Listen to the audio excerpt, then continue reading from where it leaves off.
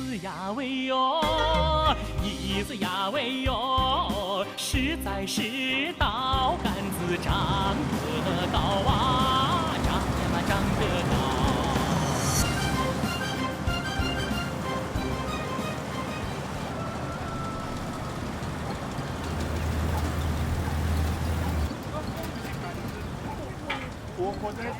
活子还不够嘞！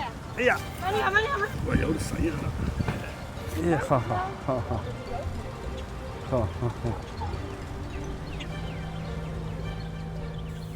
8 дугаар сарын эцсээр усан доторгийн тариалангийн услагааны ид үе болж 56 настай Жангбин эхнэр Юланы хамт тариан талбайда завгүй ажиллана.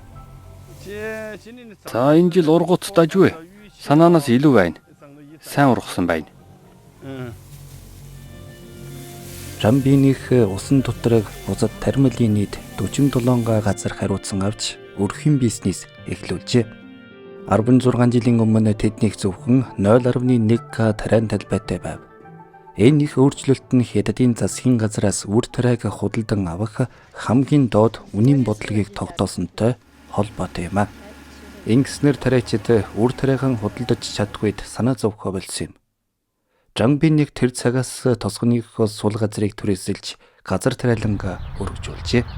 Харин энэ жилийн цагаагаарын байдал эднийхийг санаа жаахан зовоож байлаа. 长江流域持续高温少雨，旱情仍快速发展。由于持续高温，江河水位快速下降，江水距离稻田越来越远。 Юлан. За энэ халуунаас болж дээ. Бүр хатаад хорчойчихсан байна.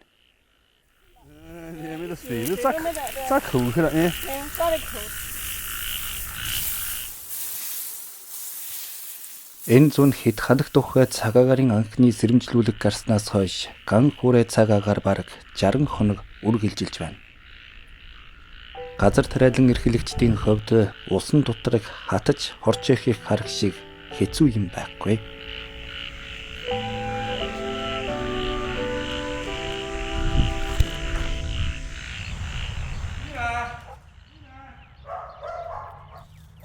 Юлан. Алло, нуруунд дээр эмийг наагаад өгөөч.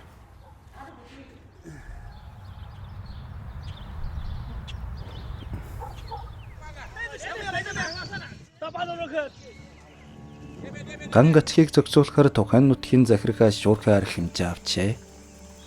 Жангийн шин хөхмөрнөөс ойрхон байдаг болохоор нутгийн захиргаанаас улс сурагч 60 насоос авч ирж мөрнөөс шууд ус татжээ.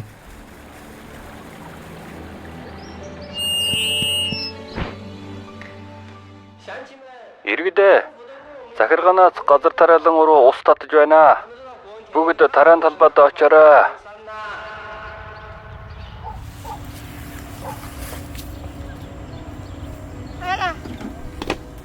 Жангийн шин 1000 метрийн зайтай хөхмөрнөөс шаны харьяа 16.7 мянган га усан доторгийн газар тариаланд 4000 гаруй метр ус татаж тариачдын аминд оржээ.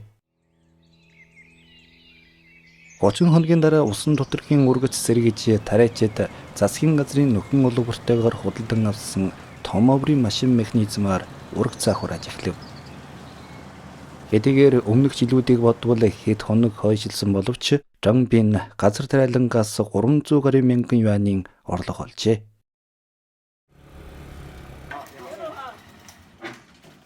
Жангбин усан доторгийн урагцаа авсны дараа төр засгийн ураалгийг дагж тариан газар дээрээ залгуулад тосны ургамал тарьжээ. 这也是来找我啊。好好，谢谢了，谢谢了。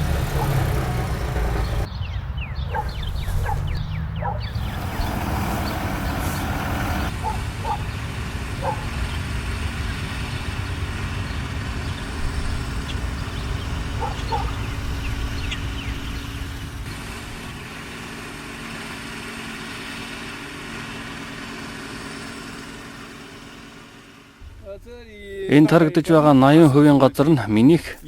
Тосны ургамал таривал бараг 400 мянган юанийн орлого үүднэ.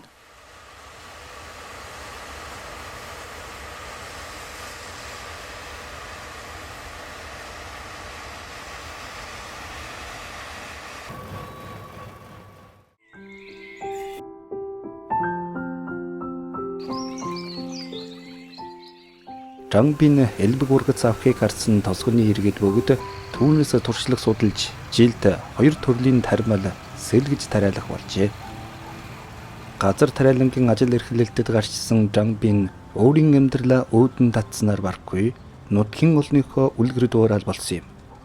Өдгөө Хятад улсын хөдөө орон нутагт Жангбин шиг өөчтөчнөн тариачид үсэл тэмүүлэл итгэл зөрөг дүүрэн завгүй ажилцгааж байна.